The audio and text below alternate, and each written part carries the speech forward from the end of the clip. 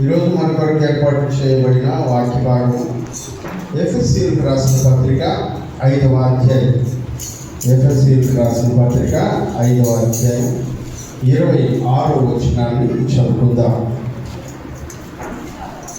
ఎఫెసీయులకు రాసిన పత్రిక 5వ అధ్యాయం 26వ వచనం.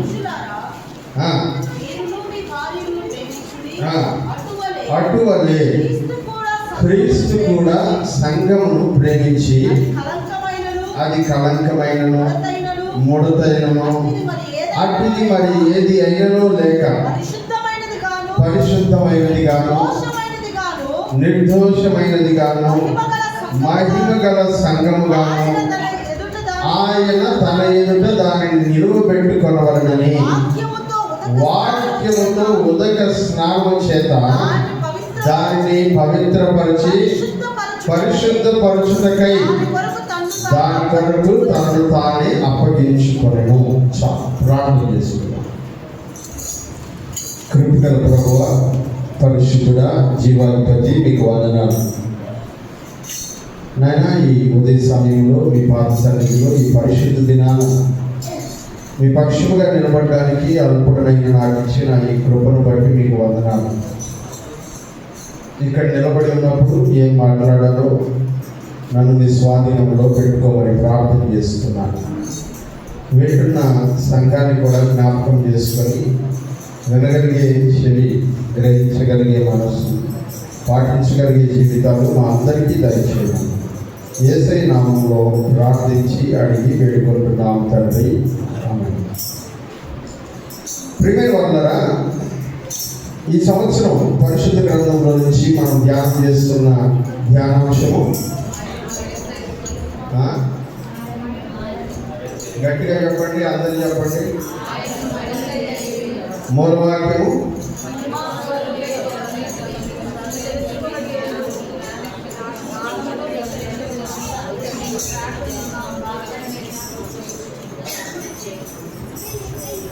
ప్రియమైన వారలారా, ఎఫెసీయులకు రాసిన పత్రిక 1వ అధ్యాయం 17 నుంచి 19 వచనాల వరకు ఉన్నటువంటి వాక్యము మూలవాక్యముగా మనం ధ్యానం చేసుకుంటూ ఉన్నాం. ఇందులో భాగంగా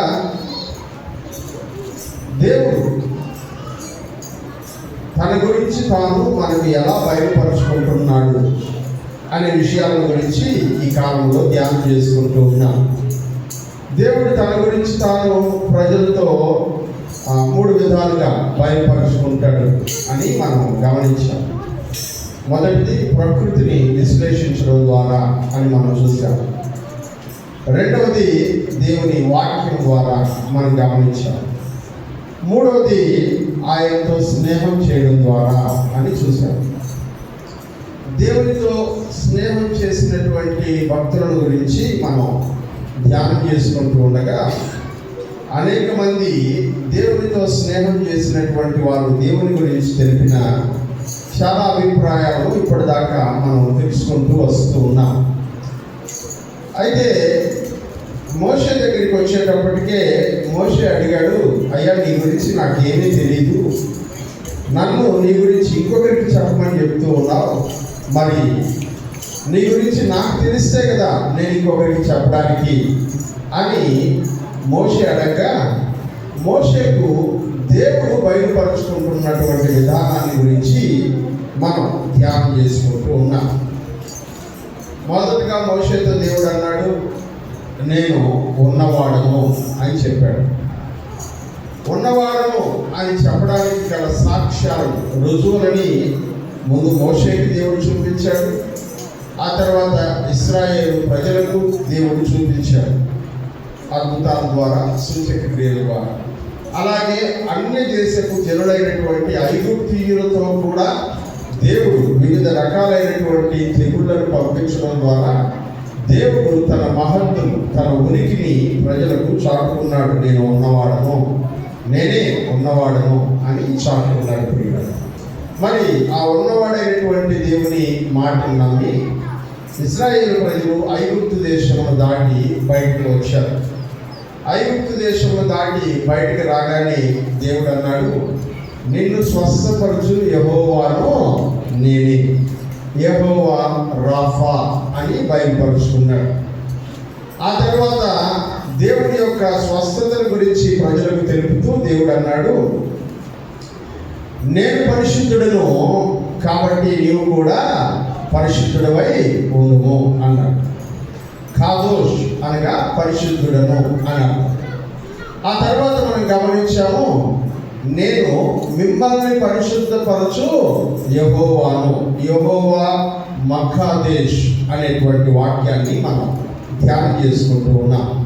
దేవుడు మనుషులని ఎలా పరిశుద్ధపరుస్తాడు అని మనం ఇప్పుడు ధ్యానం చేసుకుంటూ ఉన్నాం.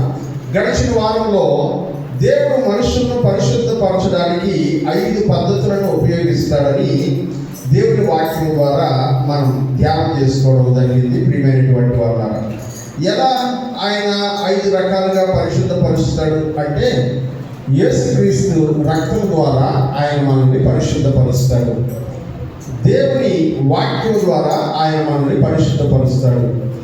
మన హృదయంలో ఉంటున్నటువంటి పరిశుద్ధాత్మ దేవుని ద్వారా మనల్ని పరిశుద్ధపరుస్తాడు. మన జీవితం మీదకి శోధనలను, శ్రమలను తీసుకుని రావడం ద్వారా దేవుడు మనల్ని పరిశుద్ధపరుస్తాడు.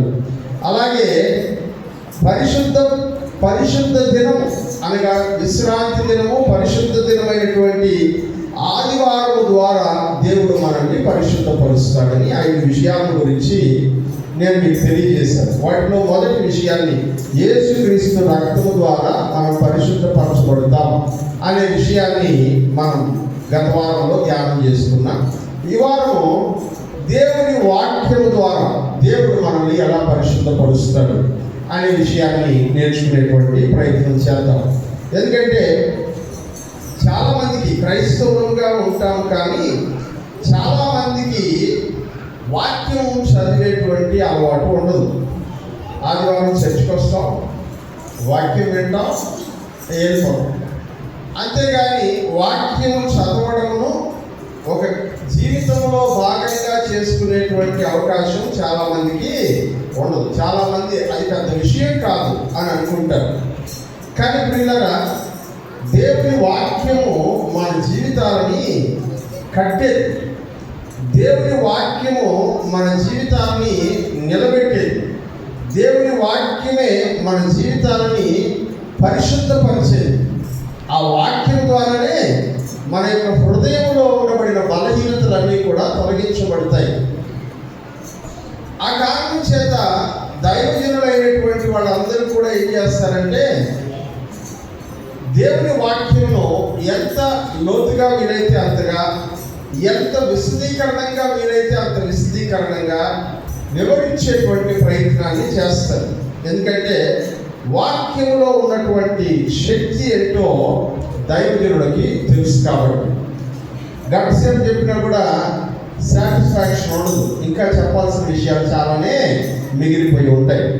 పరిశుద్ధ గ్రంథాన్ని కొన్ని 100 సార్లు చదివినా కూడా ఇంకా దేవుడు మనతో మాట్లాడుతూనే ఉంటాడు. ఒకే వచనం ద్వారా పోయినసారి చదివినప్పటికీ ఇప్పటికీ చాలా వ్యత్యాసమైన పరిస్థితుల మూలంగా దేవుడు మాట్లాడతాడు.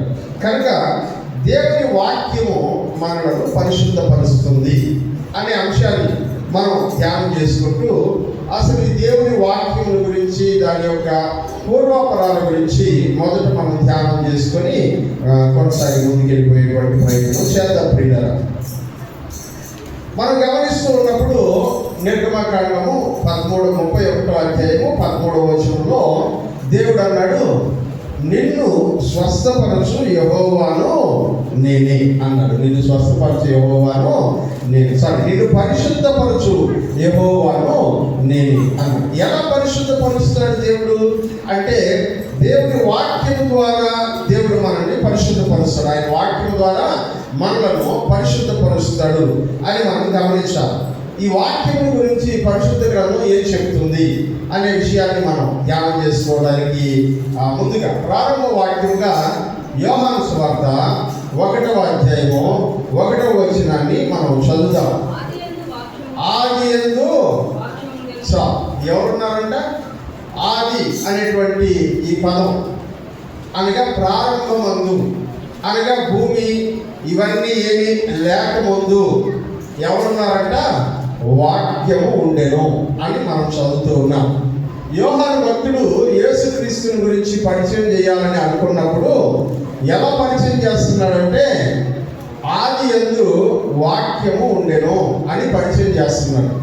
ఆదికాండం 1వ అధ్యాయం 1, 2, 3 వచనాలు మనం గమనించినట్లయితే ఆది యందు దేవుడు అనే పదాన్ని మనం చూస్తాం. ఆది యందు ఎవరున్నారంట? దేవుడు ఉన్నాడు. యోహాను సువార్త 1వ అధ్యాయం 1వ వచనం ప్రకారం ఆది యందు ఎవరున్నారంట? వాక్యం ఉండెను అని మనం చూస్తున్నాం. ఏదైనా సరే ప్రారంభం అనేటువంటిది దేవునితోనూ దేవుని వాక్యముతోనూ కనుక ఉన్నట్లయితే మన జీవితం చాలా ఆశీర్వాదంగాను, క్షేమకరంగాను, సమృద్ధితోనూ నింపబడుతుంది. వాక్యముతోనూ దేవునితోనూ ప్రారంభించినట్లయితే అది నిజంగా చాలా సంతృప్తికరంగా ముగించబడుతుంది ప్రియమైనటువంటి వారు. అయితే ఇక్కడ మనం వ్యత్యాసం ఏం చూస్తున్నామంటే, ఆది యందు దేవుడా, ఆది యందు వాక్యమా, ఈ రెండిటిలో ఏది అని మనం గమనించినట్లయితే యోహాను సువార్తలో భక్తుడు దాని గురించి కొంచెం చక్కగా వివరణిస్తూ, ఆది యందు వాక్యం ఉండెను, వాక్యము ఎవరి యొద్ద ఉన్నదంట? దేవుని యొద్ద ఉండెను. అంటే ఆల్రెడీ ఎవరు ఎగ్జిస్టింగ్ లో ఉన్నారు? అక్కడ దేవుడు ఉన్నాడు. దేవుని దగ్గర ఎవరున్నారంట? వాక్యము ఉన్నది. వాక్యం ఉండెను అనే పదం మనం చూసినప్పుడు ఆది యందు ఉన్నటువంటి దేవుని యొద్ద ఎవరున్నారంట? వాక్యము ఉన్నది అని మనం గమనిస్తున్నాం. 3వ లైన్ దాంట్లో మనం చదివినట్లయితే వాక్యమే దేవుడై ఉండెను అని అంటాడు. వాక్యమే అనగా దేవునికి వాక్యానికి మధ్య మనం విభజన రేఖను ఏర్పాటు చేయలేము. దేవునికి వాక్యానికి మధ్య ఇది దేవుడు, ఇది దేవుడు కాదు అని మనం చెప్పలేము. ఇదిగో ఈ పరిశుద్ధ గ్రంథంలో ఉన్నటువంటి వాక్యము ఏమై ఉన్నాడంట? దేవుడై ఉన్నాడు. హల్లెలూయా. ఒకసారి మీ బైబిల్ చేతి పట్టుకోండి, మీ బైబిల్ చేతితో పట్టుకోండి, పైకి చూపించండి. ఈ వాక్యం ఏమై ఉన్నాడంట? దేవుడై ఉన్నాడు. ఈ వాక్యం ఏమై ఉన్నాడంట? దేవుడై ఉన్నాడు. అందుకనే మీ పిల్లలు బైబిల్ని జాగ్రత్తగా చూసేటట్టు చూసుకోండి. వాళ్ళని మాకు ఎత్తి పట్టుకోండి. 2 నిమిషాలకే చదువుతున్నట్టు అంతా ఎత్తి పట్టుకోండి. మోషే ఎత్తి పట్టుకోలే, అయితే కొన్ని వారం విన్నాం కదా వాక్యం, మనం ఇట్లాగే ఎత్తి పట్టుకున్నాడు. ఎంతసేపు ఎత్తి పట్టుకుంటా చూస్తాను కూడా. ఇప్పుడు ఈ వాక్యము దేవుడై ఉన్నాడు. వాక్యము దేవుడై ఉన్నాడు కాబట్టి ఏం చేయాలంట? ఈ వాక్యమును చాలా గౌరవించాలి. దేవునిని గౌరవించినట్లు దిగుతున్న ప్రతి చెయ్యిని దేవుడు బలపరచును గాక. సగం ఎత్తిన చేతులన్నింటినీ దేవుడు నిటారుగా నిలబడేటట్టు చేయను గాక. ముసలోళ్ళన్నా ఎత్తుతున్నారు కానీ కుర్రోళ్ళు ఎత్తుతున్నారు చక్కగా. ఈ దేవుని యొక్క వాక్యము మనల్ని బలపరిచేది. ఈ దేవుని వాక్యానికి దేవునికి మధ్యలో ఎట్లాంటి తేడా లేదు. వాక్యమే దేవుడు, దేవుడే వాక్యం. దేవునికి స్తోత్రం కలుగును గాక. హల్లెలూయా. తెచ్చండి ఒకసారి బైబిల్ అన్ని. ఇప్పుడు చెప్తారు హల్లెలూయా కావాలంటే. చూసారా? వాక్యాన్ని 5 నిమిషాలు చేయొచ్చు పట్టుకోవడం ఎంత కష్టంగా ఉంది. మరి వాక్యాన్ని జీవితాంతం పట్టుకుని ఉండడం ఎంత కష్టం ఒకసారి ఆలోచించేయండి. వాక్యము దేవుడై ఉన్నాడు కనుక మీ పిల్లలు దేవుని వాక్యాన్ని ఎలా పడితే అలా ఉపయోగిస్తున్నప్పుడు వాళ్ళని ఖండించండి, గద్దించండి. వాక్యానికి విలువనివ్వడం మీ పిల్లలకి నేర్పించండి. నేను మిమ్మల్ని చూస్తూ ఉన్నా, చాలాసార్లు చెప్పాలనుకున్నా, సందర్భం వచ్చినప్పుడు చెప్తామని నేను ఆగాను. అదేంటంటే మీరు చేసేటువంటి తన పొరపాటు,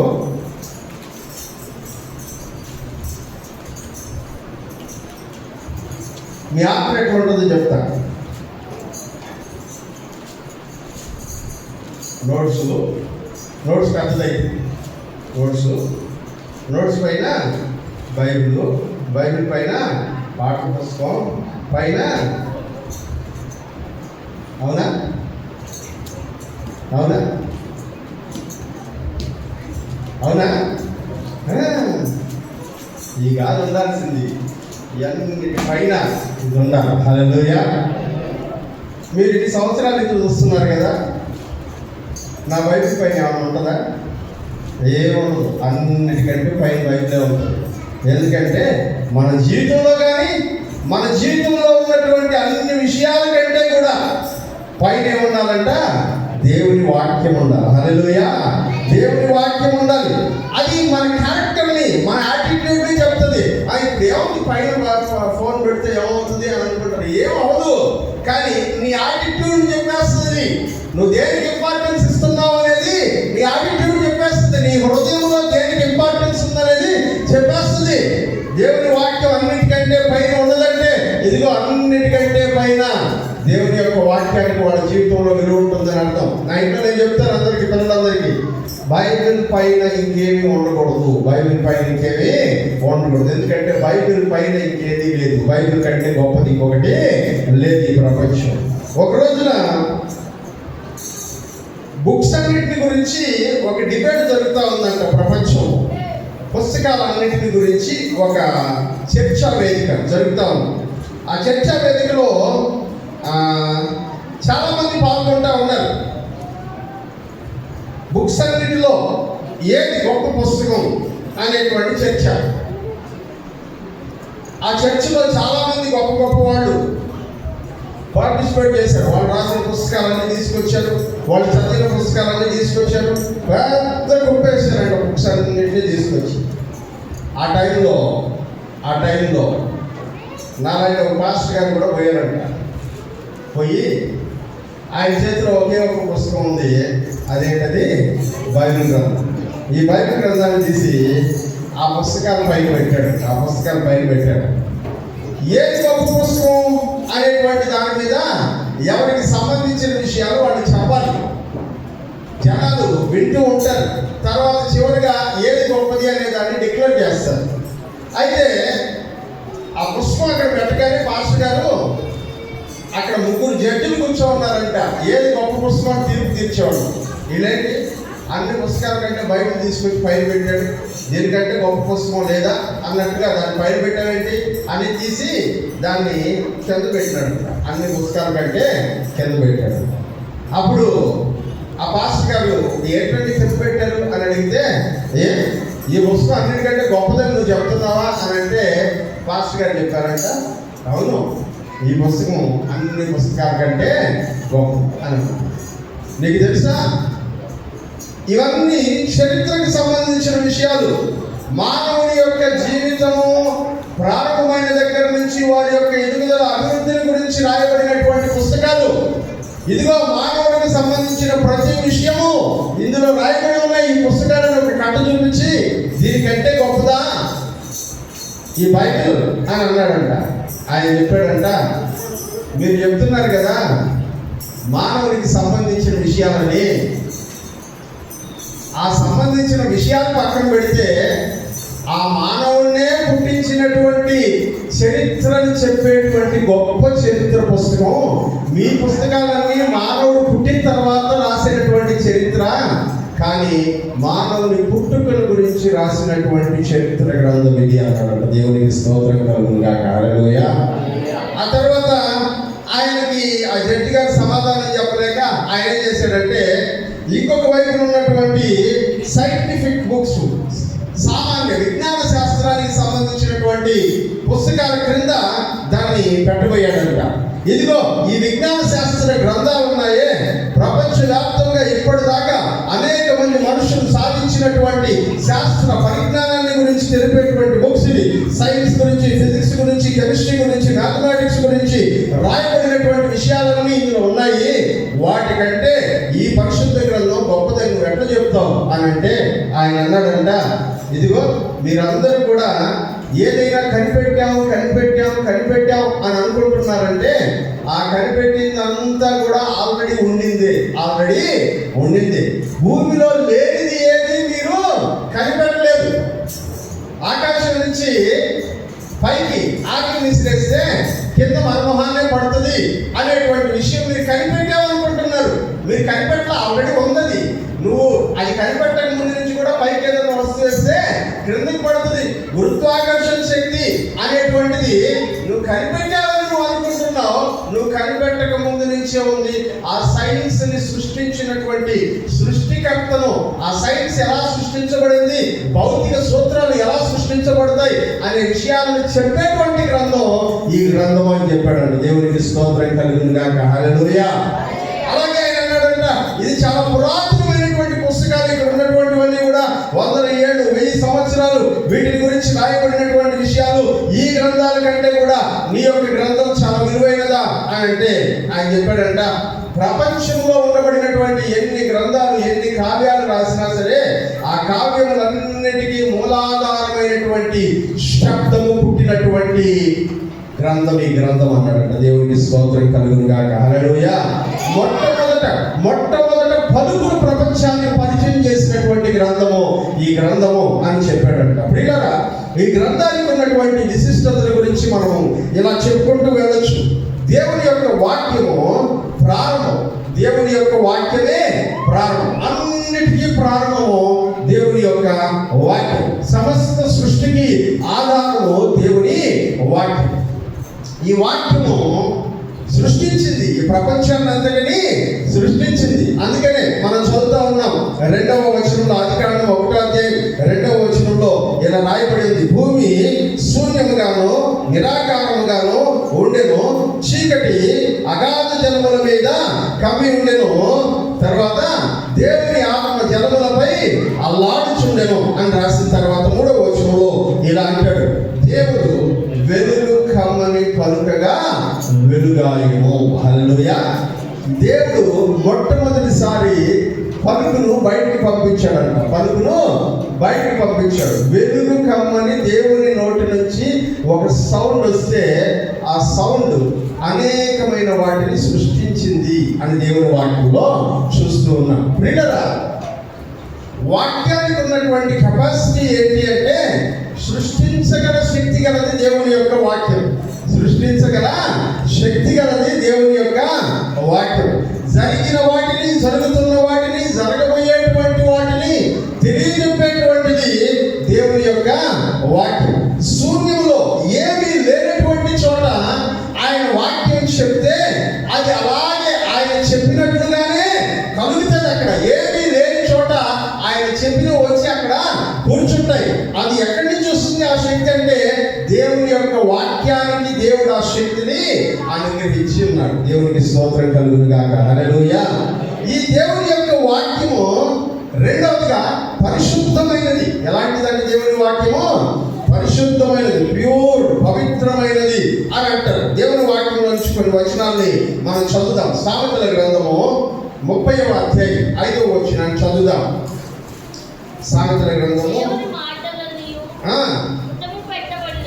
దేవుని మాటలన్నీ పుటము పెట్టబడినవే, ఆయనను ఆశ్రయించు వారికి ఆయన కేడము. దేవుని మాటలన్నీ దేంట్లో వేయబడ్డాయంట? పుటము వేసినది. పుటము వేసినది. పుటము వేయడం అంటే ఏంటో తెలుసా? బాగా కాల్చి కాల్చి కాల్చి పుటము వేస్తుంది. ఎంత ఎక్కువగా కాలితే అంత ప్యూరిటీ పవిత్రత కనబడుతుంది. వాక్యంలో అంటాడు, దేవుని మాటలన్నీ అలా 1కి 10 సార్లు తరచి తరచి తరచి అనవసరమైనది ఏది లేకుండా ఎక్కడ ఏది అవసరమో అంత మేరకే, ఎవరితో ఏది మాట్లాడాలో అంత మేరకే మాట్లాడుతూ ఉండేది దేవుని వాక్యము. హల్లెలూయా. ఎవరితో ఏం మాట్లాడాలో, ఎక్కడ ఏం మాట్లాడాలో, ఎంత మేరకు మాట్లాడాలో అంత మేరకే తరచి తరచి మాట్లాడేది దేవుని వాక్యం. ప్రియమైనటువంటి వారు, కీర్తనల గ్రంథం 12వ కీర్తన 6వ వచనం చూద్దాం. 12వ కీర్తనలోని 6వ వచనం,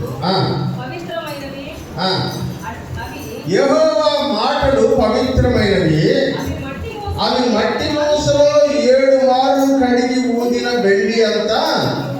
ఏంటంట? దేవుని యొక్క మాటలు పవిత్రమైనవి అంట.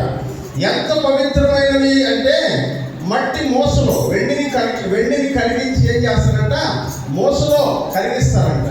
ఆ వెండిలో 7 మార్లు, ఆ మూసలో 7 సార్లు కరిగినంత పవిత్రమైనటువంటి వెండి ఎలా ఉంటుందో అలాంటి ఇలాంటి పవిత్రమైనటువంటి మాటలు దేవుని మాటలని దేవుని వాక్యంలో మనం చూస్తూ ఉన్నాం. అలాగే 19వ కీర్తనలోకి వెళ్దాం. కీర్తన గ్రంథం 19వ కీర్తన 7వ వచనం నుంచి మనం చదువుదాం.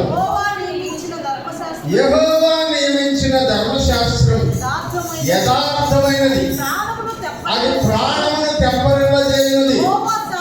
యెహోవా శాస్త్రములు నమ్మదగినవి, అది బుద్ధిహీనులకు జ్ఞానము పుట్టించును. యెహోవా ఉపదేశములు నిర్దోషమైనవి, అది హృదయమును సంతోషపరుచును. యెహోవా ఏర్పరిచిన ధర్మము నిర్మలమైనది, అంటే మలము లేనటువంటిది, అనగా అపరిశుద్ధతకు తోడు అపరిశుద్ధతకు అవకాశము లేనటువంటిది, నిర్మలమైనది, అది కన్నులకు వెలిగించును. యెహోవా యందైన భయము పవిత్రమైనది, అది నిత్యము నిలుచును. యెహోవా న్యాయ విధులు సత్యమైనవి, అవి కేవలము న్యాయమైనవి, అవి బంగారు గంటలు విస్తారమైన మేలు, బంగారు గంటలు కోరదగినవి, తేనె గంటలు శుద్ధి తేనె ధారణ గంటలు మధురమైనవి. చాలు. ప్రియమైనటువంటి వాళ్ళారా, దేవుని వాక్యము ఎట్లాంటిదో దేవుని గ్రంథంలో దైవజనుడైనటువంటి దావీదు కీర్తనలు 19లో తెలియజేస్తూ ఉన్నాడు. మరి అది యాదృచ్ఛికమో లేకపోతే అలా ఉంటే బాగుంటుందని పెద్దలు దాన్ని పదిలపరిచారో నాకు తెలియదు, కానీ 19వ కీర్తన అలాగే 119వ కీర్తన, ఇవి రెండు కూడా దేవుని వాక్య విశేషాలను మనకు చెప్పేటువంటి గ్రంథం. హల్లెలూయా, హల్లెలూయా. దేవుని వాక్య విశేషాలను మనకు చెప్పేటువంటి గ్రంథాలు. ప్రియమైనటువంటి వాళ్ళు, ఇవాళ నేను ఒక ఛాలెంజ్ మీ ముందు పెడతా ఉన్నాను. ఛాలెంజ్ ఏంటంటే ఎంతమంది స్వీకరిస్తారో నాకు తెలియదు. 19వ కీర్తన రేపు వారం వచ్చేటప్పుడు బట్టి కొట్టుకుని రావాలి. ఎన్నో కీర్తన? 119వ కీర్తన. ఎన్నో కీర్తన? 119వ కీర్తన. ఎవరు చదువుకొస్తారు? ఎవరు తీసుకుంటారు ఈ ఛాలెంజ్ చెప్పండి. ఏదన్నా చదవమంటే ట్రై చేస్తాం, కానీ బట్టి కొట్టుకొని రావడం అంటే అది జరిగే పనే కాదు అని అంటున్నారా? వచ్చేవారం దేవుని చిత్తం అయితే వచ్చేవారం 119వ కీర్తనని 1వ వచనం నుంచి 176వ వచనం వరకు అన్ని వచనాల్ని ఒక బొడ్డోడు, ఎంత బొడ్డోడు ఇంగ్లీష్లో బట్టి చెప్తాడు, మీరు వింటారు. రేపు హల్లెలూయా. ఏమిద్దామండి మనం? 119వ కీర్తన 176 వచనాలు పొందుకోకుండా అన్ని ఎగ్జాక్ట్గా వచ్చేవా మీ కళ్ళ ముందు మీరు చూస్తారు. హల్లెలూయా. ఓకే, ఇప్పుడు ఎవరైనా ఈ ఛాలెంజ్ స్వీకరిస్తే 119వ కీర్తనని నేను చదివి బట్టి కొట్టుకొచ్చి చెప్పేస్తాను అనేవాళ్ళు ఎవరైనా ఉంటే మీరు చెయ్యాలి.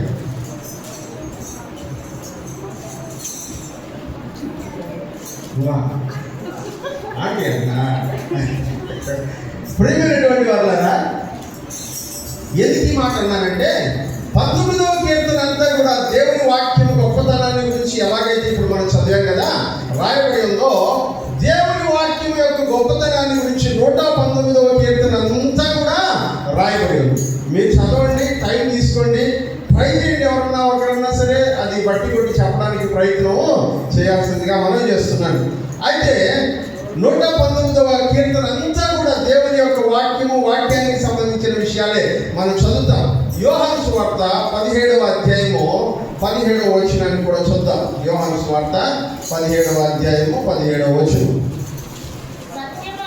సత్యమందు వారిని ప్రతిష్ఠ చేయము, నీ వాక్యమే సత్యం. దేవుని వాక్యం ఏమైనదంట? సత్యమైనది. నీ వాక్యమే సత్యము, ఆ సత్యములో వారిని ప్రతిష్ఠ చేయము అంటాడు. పవిత్రం, దాంట్లో ఏ కల్మషము లేదు. అవకాశం లేదు. దేవుని వాక్యము సత్యమై ఉన్నది అని అంటాడు ప్రియులారా. మొదటి పేతురు పత్రిక 2వ అధ్యాయం, మొదటి పేతురు పత్రిక 2వ అధ్యాయం 1 నుంచి 2 వచనాల వరకు మనం గమనించినట్లయితే, ప్రభు దయాళుడని మీరు రుచి చూచి ఉన్న యెడల సమస్తమైన దుష్టత్వమును, సమస్తమైన కపటమును, వేషధారణను, అసూయను, సమస్త దూషణ మాటలను మాని కొత్తగా జన్మించిన శిశువులను కోరిన వారై నిర్మలమైన వాక్యమును పాల వలన రక్షణ విషయములో ఎదుగు నిమిత్తము ఆ పాలను అపేక్షించుడి. వాక్యం ఎట్లాంటిదంట? వాక్యం అంటున్నాడు నిర్మలమైనది. ఎట్లాంటిదంట? నిర్మలమైనది అని అంటాడు. అంటే ఎటువంటి కల్మషము లేనటువంటి దేవుని వాక్యము అని మనం గమనిస్తున్నాం ప్రియులారా. కల్మషము లేనటువంటి దేవుని వాక్యమును మనము చూస్తూ ఉన్నాం. పౌలు భక్తుడు అంటాడు, పేతురు గారు అంటాడు, ఆ పాలను మీరు ఆసక్తితో అపేక్షించండి. ఎంత ఎక్కువగా దానిని తీసుకుంటారో అంత క్షేమం, మంచిది అని అంటారు ప్రియమైనటువంటి వాళ్ళారా. యోహాను సువార్త 6వ అధ్యాయం 63వ వచనాన్ని కూడా చదువుదాం. యోహాను సువార్త 6వ అధ్యాయం 63వ వచనం. శరీరము కేవలము నిష్ప్రయోజనము, నేను మీతో చెప్పి ఉన్న మాటలు ఆత్మయు జీవమునై ఉన్నవి. కానీ వాక్యం చెప్తున్నాడు, దేవుని మాటలంట ఆత్మయు జీవమును అయి ఉన్నవి, అవే ప్రాణము అని దేవుని వాక్యంలో హెచ్చరిస్తూ ఉన్నారు ప్రియమైనటువంటి వారు. అలాగే కీర్తన గ్రంథం 18వ కీర్తన 30వ వచనాన్ని మనం చూద్దాం.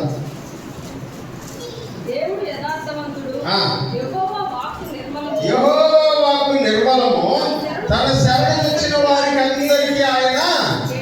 దేవుని వాక్యము నిర్మలమైనది, పరిశుద్ధమైనది అని కీర్తనకారుడు 18వ కీర్తనలో చెప్పడాన్ని మనం చూస్తాం. 119వ కీర్తన 140వ వచనం. కీర్తన గ్రంథము 119వ కీర్తన 140వ వచనాన్ని మనం చూస్తాం. నీ మాట మిక్కిలి స్వచ్ఛమైనది, అది నీ సేవకునికి ప్రియమైనది అంటాడు. దేవుని యొక్క వాక్యం అంట చాలా స్వచ్ఛమైనది, దాంట్లో ఎటువంటి కల్తీ లేదు అని అంటాడు. ఇప్పుడు మరొక మాట చూద్దాం. 2వ తిమోతి పత్రిక 3వ అధ్యాయం, 2వ తిమోతి పత్రిక 3వ అధ్యాయం 16-17 వచనాలు. దైవజనుడు సన్నద్ధుడై ప్రతి సత్కార్యములకు పూర్ణముగా సిద్ధపడి ఉన్నట్లు దైవావేశము వలన కలిగిన ప్రతి లేఖనము ఉపదేశించుటకును, గద్దించుటకును, తప్పుదిద్దుటకును, నీతి యందు శిక్ష చేయుటకును ప్రయోజనకరమై.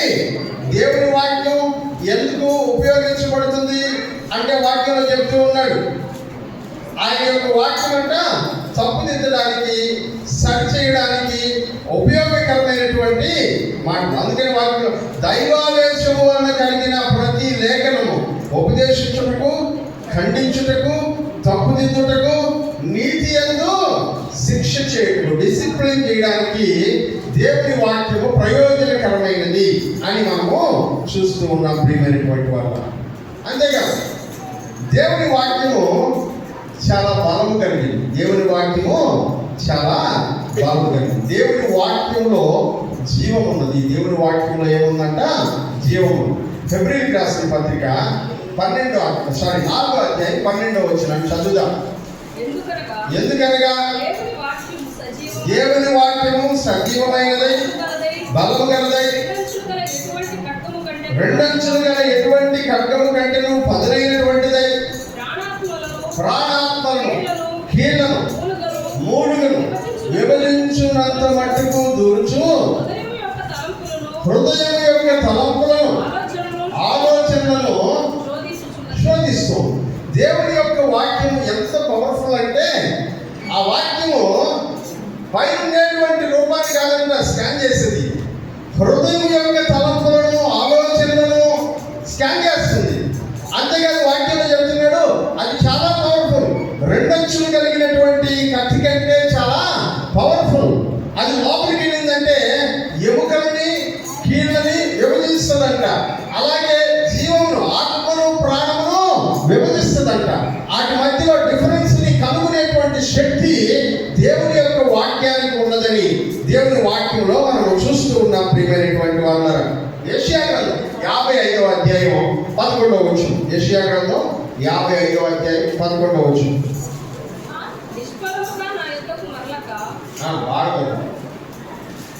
చదవండి. నిష్ఫలముగా నా యుద్ధకు మరలక అది నాకు అనుకూలమైన దాన్ని నెరవేర్చును. నేను పంపిన కార్యమును సఫలము చేయును.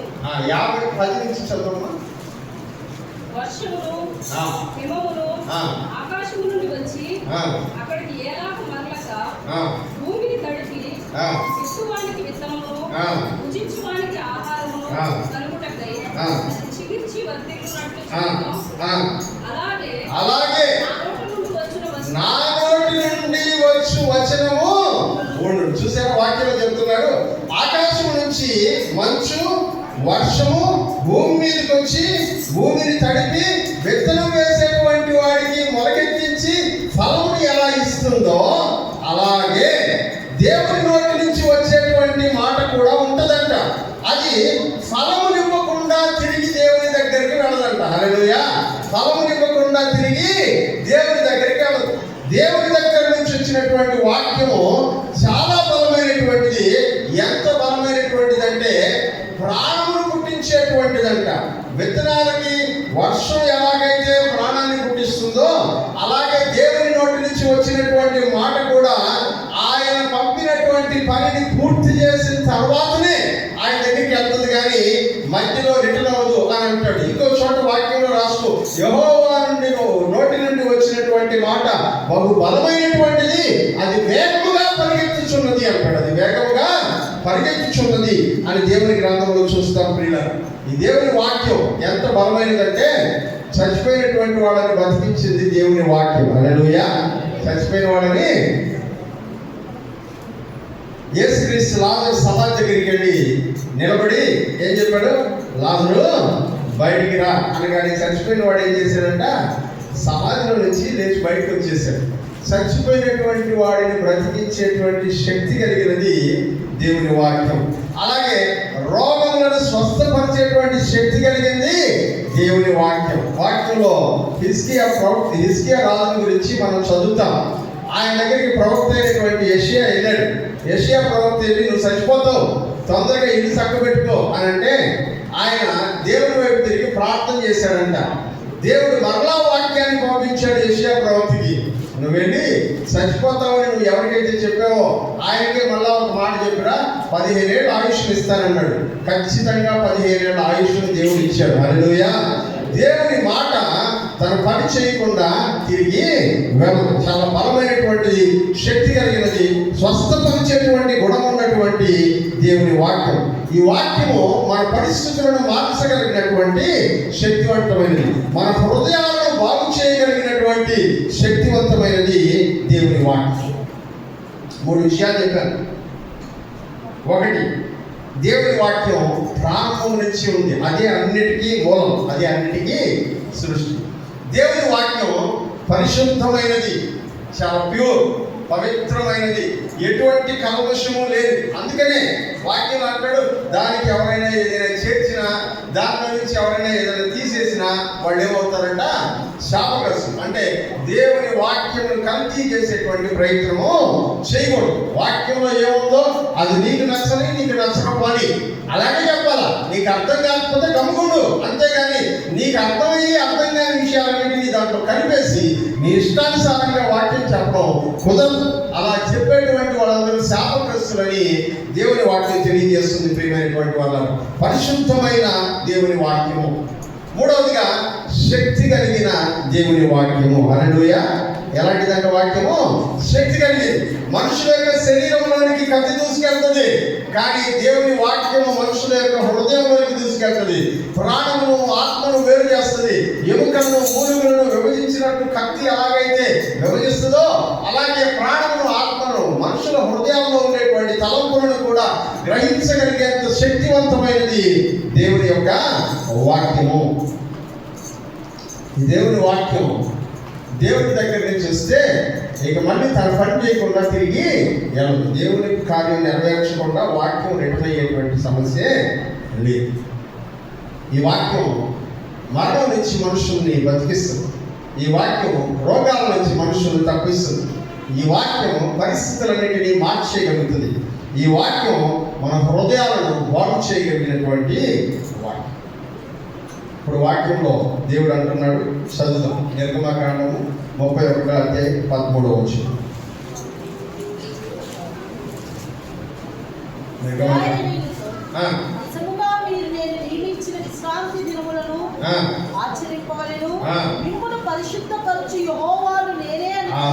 ఇప్పుడు ఎవరంటే ఆయన మిమ్మల్ని పరిశుద్ధపరచు యెహోవాను. దేంతో పరిశుద్ధపరుస్తాడంట? ఈ వాక్యంతో మనలను పరిశుద్ధపరుస్తాడు. హల్లెలూయా. ఈ వాక్యంతో మనలను పరిశుద్ధపరుస్తాడు. ఎలా ఈ వాక్యం మనల్ని పరిశుద్ధపరుస్తుంది? కొన్ని వచనాలు మనం చదువుకొని ముగించుకుందాం. యోహాను సువార్త 15:3. యోహాను సువార్త 15:3. నేను మీతో చెప్పిన మాటను బట్టి మీరిప్పుడు ఏమై ఉన్నారంట? పవిత్రులై ఉన్నారు. హల్లెలూయా.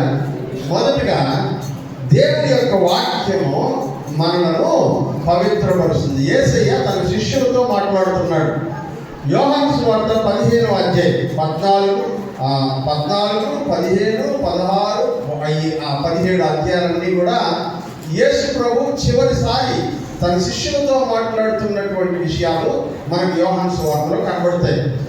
ఈ సువార్తలో శిష్యులతో ప్రత్యేకంగా మాట్లాడుతూ యేసు ప్రభు అంటాడు, ద్రాక్షావల్లిని నేను, తీగలు మీరు అని చెప్తూ చదవండి. ఆ 1-2 వచనాలు కూడా కంటిన్యూషన్ చూద్దాం.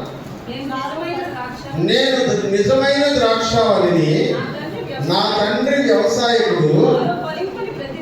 ఇప్పుడు ఏం చేస్తాడంట? నాలో ఫలించని ప్రతి తీగను ఏం చేస్తాడంట? తీసి పారవేస్తాడంట. ఎక్కడుంది ఆల్రెడీ ఆ తీగ?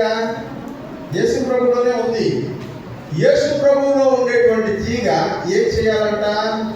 ఫలం ఇవ్వాలి. ఫలించకుండా ఉంటే దాన్ని ఏం చేస్తాడంట? తీసి పారవేస్తాడు.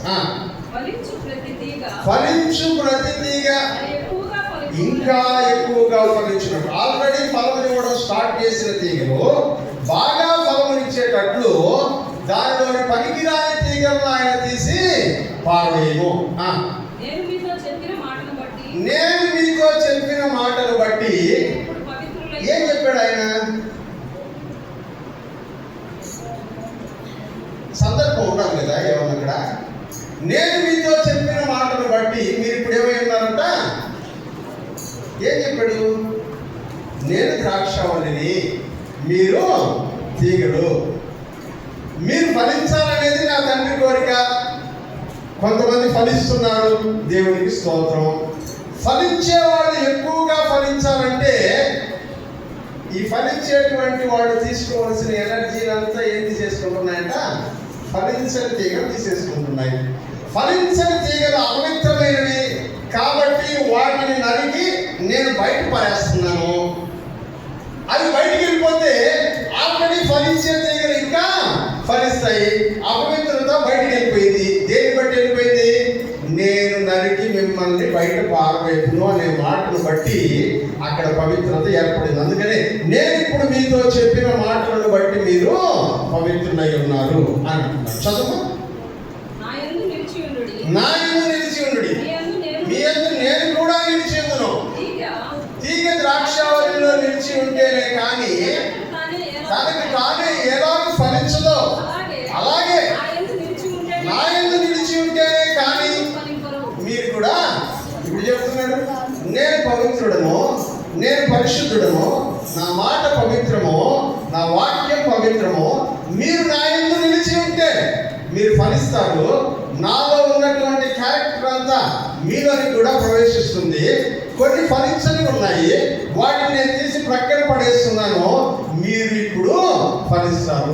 ఈ మాటలను బట్టి అనగా ఖండించేటువంటి మాటలు, గర్దించేటువంటి మాటలు, సరిచేసేటువంటి ఈ మాటలను బట్టి మీరేమై ఉన్నారంటే ఇప్పుడు పవిత్రులై ఉన్నారు అని అంటున్నారు. ఇంకొక మాటని మనం చదువుకుందాం. ఎఫెసీయులకు రాసిన పత్రిక 3వ వాక్యం దాకా చదివాం కదా, 5వ అధ్యాయం 26వ వచనం చదువుకుందాం.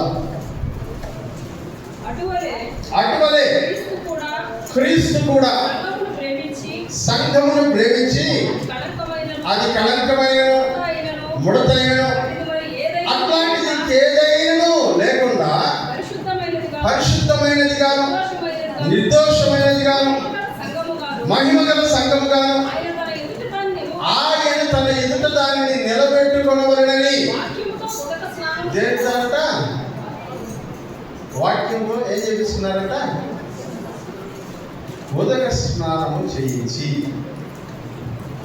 పోయిన వారమో అంతకుముందు వారమో నేను చెప్పాను అనుకుంటా, మనం పరిశుద్ధంగా ఉండడానికి చర్చికి వచ్చేటప్పుడు మనం ఏం చేస్తాం? స్నానం చేసుకుంటాం. మీరైతే తల స్నానం చేస్తాం, మంచి బట్టలు కట్టుకుంటాం కదా. వీలైతే కొంచెం సెల్ కొట్టుకొస్తాం. ఎందుకని? మనం క్లీన్గా ఉన్నామని చెప్పడానికి, మనము పరిశుద్ధంగా ఉన్నామని చెప్పడానికి. ఇది బాగా ఉంది.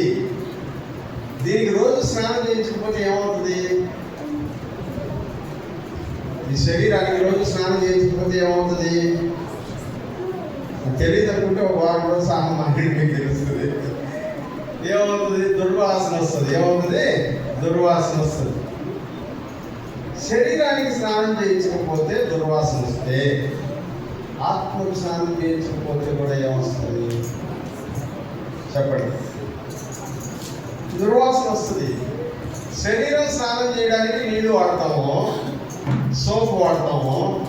ఆత్మకు స్నానం చేయించడానికి దేంతో స్నానం చేయించాలంట? హల్లెలూయా, హల్లెలూయా.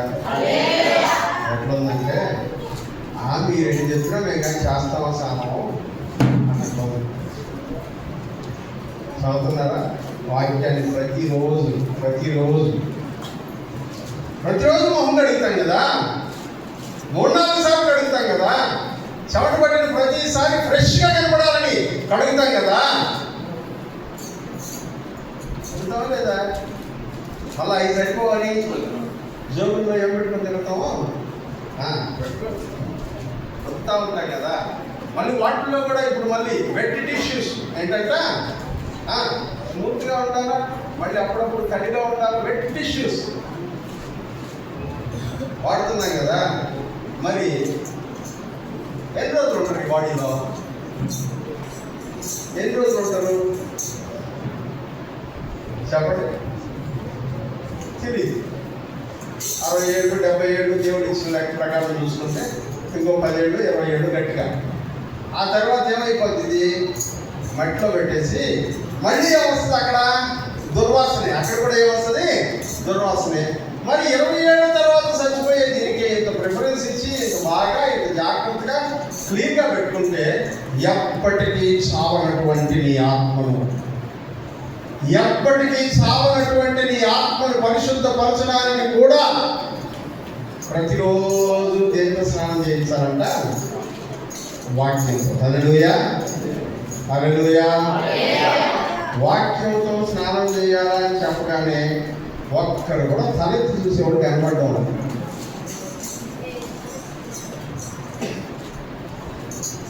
అంటే నాకు అర్థమవుతుంది మీరు ఆ వాక్యం మొహం ఆదివారం ఒకసారి చూస్తారని. ఆదివారం కూడా మీ పర్సనల్గా మీరు చూడరు, ఏడు గురించి వింటారు కాబట్టి. మీ పర్సనల్గా వాక్యం చదవడం మీకు ఉండదు. వాక్యం చదవకపోతే చచ్చిపోతావు, నీ ఆత్మ చచ్చిపోతుంది. అర్థం కావట్లేదా? చెట్టుకి నీళ్లు పోయిపోతే ఏమవుతుందంట? చచ్చిపోతుంది. శరీరం తిరగకపోతే ఏమవుతుందంట? చచ్చిపోతుంది. శరీరానికి స్నానం చేయించకపోతే ఏమవుతుందంట? చచ్చిపోతుంది. రోగాలన్నీ చచ్చిపోతుంది. అట్లాగే దేవుని యొక్క ఆత్మ కూడా దేవుని వాక్యం చేత శుద్ధీకరించబడకపోతే చచ్చిపోతుంది ఈ ఆత్మ కూడా. అయినా సరే మనకి అర్థం కాదు. మనం ఎంతసేపటికి పై మెరుగులే, ఎంతసేపటికి పై మెరుగులే. హృదయం లోపల కడుక్కుందాం అన్నటువంటి ఆలోచన ఎవరికి లేదు. ఆ హృదయం లోపల పరిశుద్ధంగా ఉంటేనే పైన శరీరం క్లీన్ గా ఉంటుందనే విషయం అర్థం కావట్లా. కొంతమంది ఉంటారు,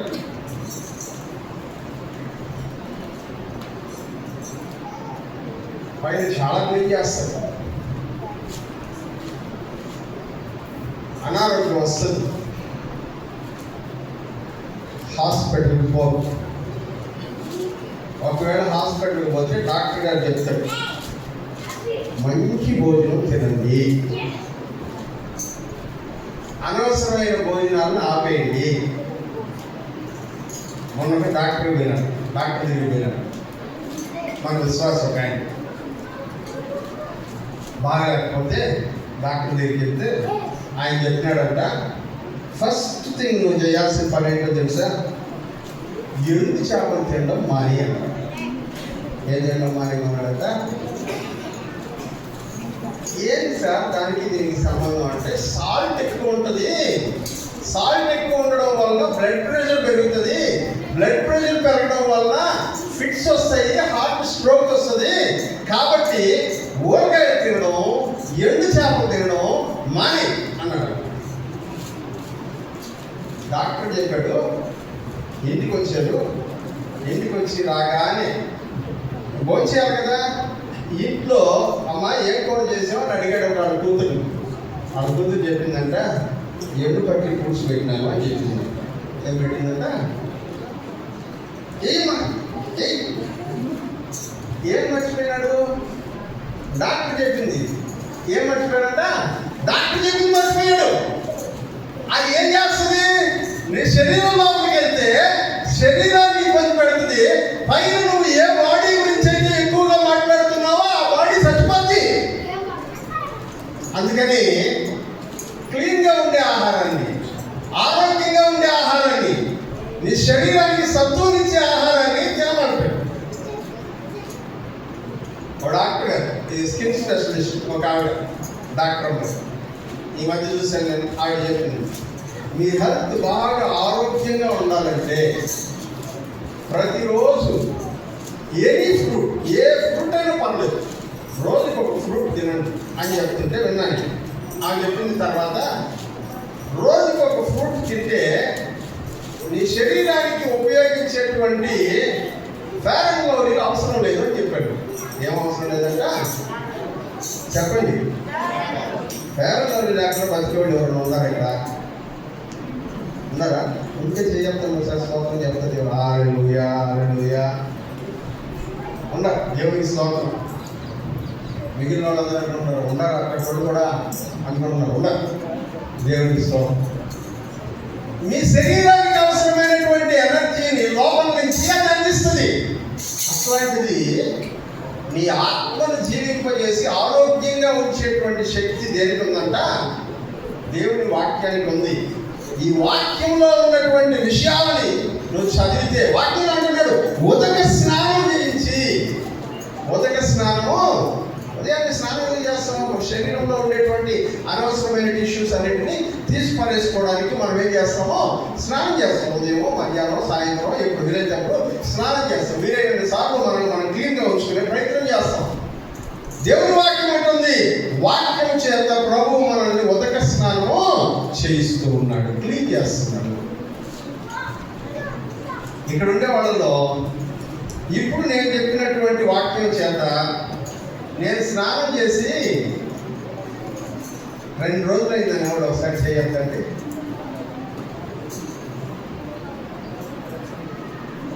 అంటే నేను చెప్పేది సోప్ స్నానం కాదు, వాక్యంతో స్నానం చేసి 2 days అయిందని ఎవరు చేతులండి. 3 days అయిందనేవాళ్ళు, 4 days అయిందనేవాళ్ళు, 1 వీక్ అయిపోయింది అనేవాళ్ళు, నెల అయిపోయింది అనేవాళ్ళు, సంవత్సరం దాటేసి ఉంటుంది అనుకునేవాళ్ళు. తల వచ్చిన ప్రతి బ్యాక్ సైడ్ అని నాకు అర్థమైంది. ఎందుకో తెలుసా, మీకు పైన సోకుల మీద ఉన్న శ్రద్ధ ఆత్మని సజీవంగా ఉంచుకునే దాని మీద లేదు. ఆత్మని సజీవంగా ఉంచుకునే దాని మీద లేదు. ఎల్లకాలం నీతో ఉండేది నీ ఆత్మే. శరీరం కొంతకాలానికి పోతుంది. ఎల్లకాలం ఉండేటువంటి ఆత్మను సజీవంగా బ్రతికించుకునే దానికి దేవుని వాక్యం నీకు అవసరమైతే ఆ వాక్యం చదవకుండా, ఆ వాక్యం చేత స్నానం చేయకుండా, ఆ వాక్యం చేత పరిశుద్ధపరచబడకుండా నువ్వు కొనసాగుతున్నావంటే నీ ఆత్మీయ స్థితి ఎంత దుర్గంధం ఎంత జరుగుతుందో ఒకసారి ఆలోచించు. అందుకే కడగబడ్డాను, అందుకే కడగబడ్డాను. 119వ కీర్తన 9వ వచనం చదువుతాం.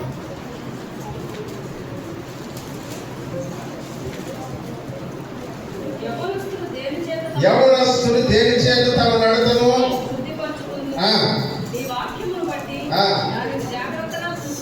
ఎలా క్లీన్ అయ్యేది? యవనస్తులు దేని చేత? ఆయన సొంత బేబీ, దాని చేత క్లీన్ అవుతారా? దేని చేత? లక్స్ పాప్ చేత క్లీన్ అవుతారా? దేని చేత క్లీన్ అవుతారు? చెప్పండి, చదవండి, అందరూ చదవండి. చూడండి, చదవడానికి పెద్దలు కదలడా? చదవండి అందరూ.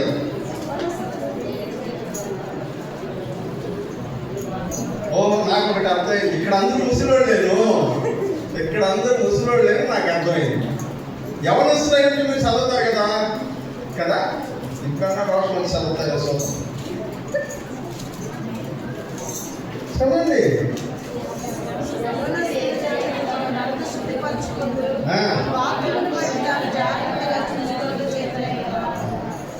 దేని చేతంట? మరి నీ నడతను శుభ్రం చేసే వాక్యాన్ని చదవకుండా ఎక్కడున్నావు? నీ వాక్యమును పరిశుద్ధపరిచే, నీ నడతను పరిశుద్ధపరిచేటువంటి వాక్యమును చదవకుండా దాని నుంచి దూరంగా ఎలా బతకాలనుకుంటున్నావు? 11వ వచనం కూడా చదవండి. నీ ఎదుట నేను పాపము చేయకుండానట్లు. ఏముందంటే మనసులో ఏముండాలంట?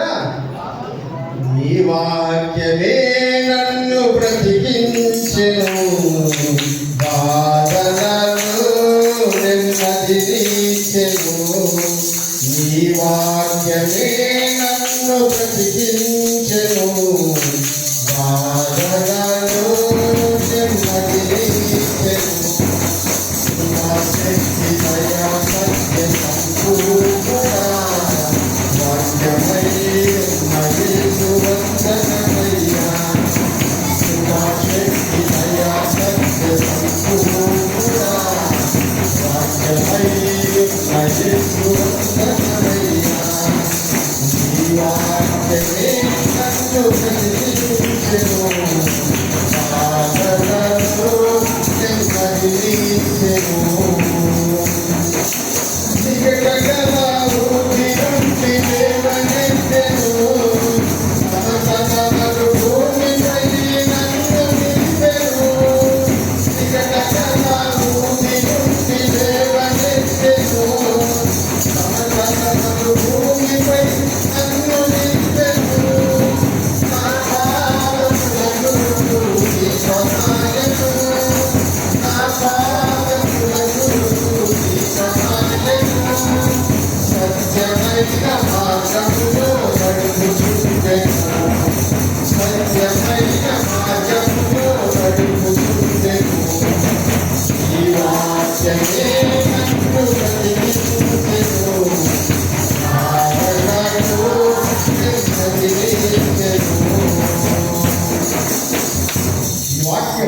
మనల్ని రక్షించేటువంటి వాక్యం.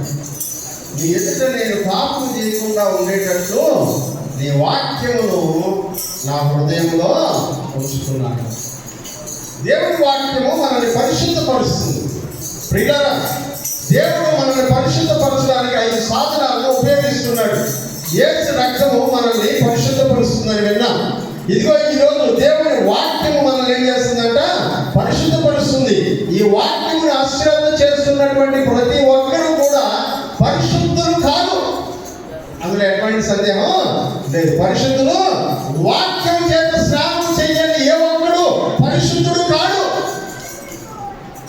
ఎంత చక్కగా సోదరులు చేసుకుని వచ్చినా, ఎంత మంచి డ్రెస్ వేసుకొచ్చినా, ఎంత మంచి సెట్ పట్టుకొచ్చినా, ఎన్ని అలంకారములుగా నీకు అలంకార వస్తువులతో అలంకరించుకున్నా సరే నువ్వు పరిశుద్ధుడు కావు.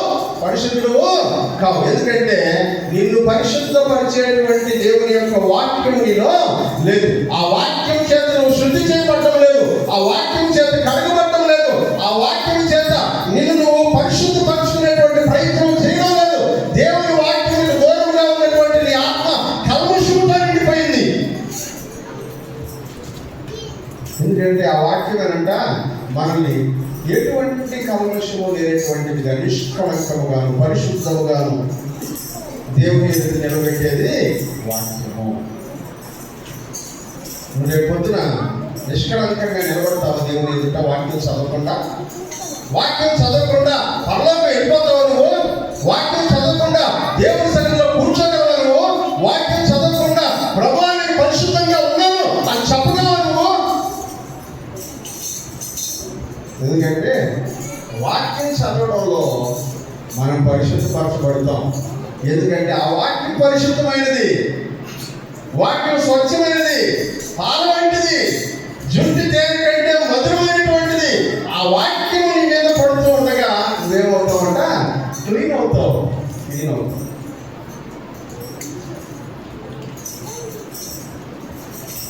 దేవుని సన్నిధిలో దేవుని వాక్యం ద్వారా ప్రతిరోజు పరిశుద్ధపరచబడేటువంటి అవకాశం నీ ఎదురు పెట్టుకొని దాన్ని వదిలేసి అనవసరమైనటువంటి పరిశుద్ధత కొరకు పాల్గొడుతున్నావే, పరిశుద్ధుడు అని చెప్పుకునేటువంటి ప్రయత్నం చేస్తున్నావే, చాలా చాలా చాలా దౌర్భాగ్యమైనటువంటి స్థితి.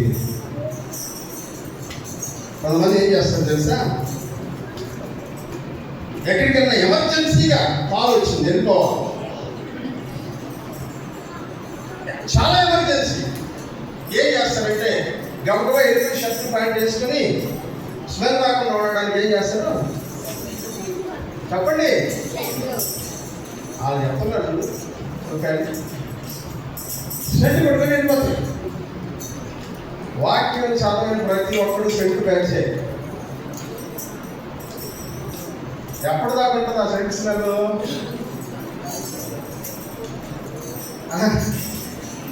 స్నానం చేసి కొంచెంసేపు తర్వాత బిజీ అయిదామనక ఓ రోజంతా 24 గంటలు ఉంటాం అనుకుందాం గట్టిగా. 24 గంటల తర్వాత కూడా స్నానం చేయకపోతే మనకి బిజీ అయిదా? చిరాగ్గా ఉందనిపించదా? దేవుని వాక్యం చదవకుండా, దేవుని వాక్యంతో స్నానం చేయకుండా, చిరాకు లేకుండా ఎట్లా బతుకుతున్నావు నువ్వు? సిగ్గు అనిపించట్లా? వాక్యం చదవకుండా ఉండడానికి ఎంత అపవిత్రంగా ఉన్నానో అని అనిపించట్లా నీకు?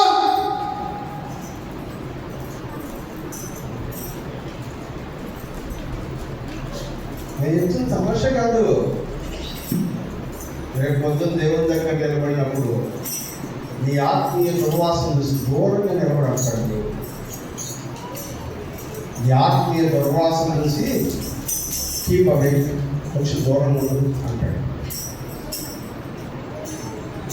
ఏ దేవుడు దగ్గర ప్రభువా నేను చదవలేకపోయాను. దేవుడు అంటే కళ్ళు లేవా? చదువు రాదా? దేవుడు అడిగే క్వశ్చన్, కళ్ళు లేవా? చదువు రాదా? కాదు ప్రభా, ఐఎమ్ సో బిజీ. తినడానికి ఉందా టైము? నిద్రపోవడానికి ఉందా టైము? షికారు చేయడానికి ఉందా టైము? వాక్యం చదవడానికి టైం లేదా? దుర్గము వాక్యం చదవనటువంటి వాడి జీవితం దూరం అంటాడు దేవుడు. ఏ సమాధానం చెప్తావు?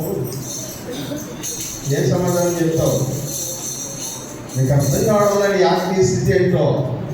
అన్నీ బాగా జరిగిపోతున్నాయి. తినడానికి తిండి ఉంది, ఉండడానికి ఇల్లు ఉంది, కట్టుకోవడానికి బట్టలు ఉన్నాయి. I'm so happy, God is blessing me అనుకుంటూ బతికేస్తున్నావా? రేపు పొద్దున్న నీ ఆధ్యాత్మికమైనటువంటి స్థితిని చూసి దేవుడు నిన్ను అవమానపరిచేటువంటి రోజుగా ఈ రోజు నువ్వు ఉంటున్నటువంటి అతిశయం అంతా నేలపాలైపోతుంది. జాగ్రత్త. దేవుని వాక్యం అంటే నిర్లక్ష్యమా, అశ్రద్ధ, టైం లేదా, బిజీయా? ఆలోచించుకోండి పిల్లలు. నిన్ను గద్దించడానికి, నిన్ను సరి చేయడానికి, నిన్ను క్రమపరచడానికి, నిన్ను ప్యూర్గా మార్చడానికి దేవుని వాక్యం నీ చేతిలో పెట్టాడు దేవుడు. చదువు, ధ్యానం చేయి, ప్రార్థన చేయి. నేను లోపాలు కనబడితే ఒప్పుకొని క్షమించమన్నాడు. నిన్ను పరిశుద్ధపరిచే దేవుని వాక్యం అది. ఆ పరిశుద్ధత నుంచి దూరంగా వెళ్ళిపోయేటువంటి ప్రయత్నంలో ఉంటే దేవుడి దగ్గరికి కూడా రానివ్వడానికి జ్ఞాపకం చేస్తుంది. దేవుని వాక్యం అంటుంది, ఆయన వాక్యం మనల్ని పరిశుద్ధపరుస్తుంది. యేసు రక్తం మనల్ని పరిశుద్ధపరుస్తుంది. దేవుని వాక్యం మనల్ని పరిశుద్ధపరుస్తుంది. రేపటి వారం దేవుని చిత్తమైతే మనల్ని పరిశుద్ధపరిచేటువంటి మరో అంశాన్ని మనం నేర్చుకునే ప్రయత్నించాలి. తల్లోంచి ప్రార్థన చేసుకున్నాం. తల్లోంచి ప్రార్థన చేసుకున్నాం. చెప్పబడినటువంటి వాక్యం దేవుని సన్నిధిలో మీతో మాట్లాడినటువంటి వాక్యం ఖచ్చితంగా మాట్లాడింది వాక్యం. ఆ మాట్లాడిన దేవుని వాక్యాన్ని నువ్వు ఎలా స్వీకరిస్తూ ఉన్నావు? ఎలా స్వీకరిస్తావు?